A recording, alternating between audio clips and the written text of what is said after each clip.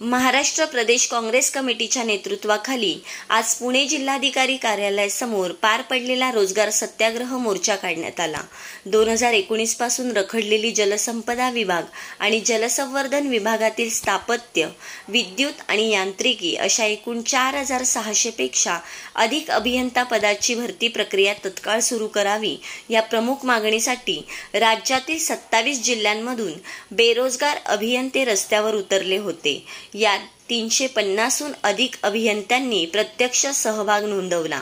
या आंदोलनाचे नेतृत्व काँग्रेसचे प्रदेश सरचिटणीस आणि रोजगार विभागाचे राज्य संयोजक धनंजय रामकृष्ण शिंदे यांनी केले।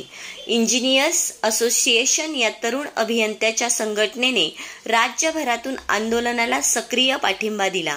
काँग्रेस प्रदेशाध्यक्ष हर्षवर्धन सपकाळ यांनी व्हिडिओ कॉलद्वारे या आंदोलकांशी थेट संवाद साधला आणि पुणे दौऱ्यात प्रत्यक्ष भेटीचे आश्वासन दिले। रोजगाराचा मुद्दा राजकारणाच्या पलीकडे असून युवकांच्या न्याय हक्कासाठी काँग्रेस शेवटपर्यंत लढेल असे आश्वासन सपकाळ यांनी दिले। ज्येष्ठ काँग्रेस नेते गोपाळ तिवारी यांनीही आंदोलनस्थळी भेट देऊन उपस्थित युवकांशी संवाद साधला। The best thing team Pune.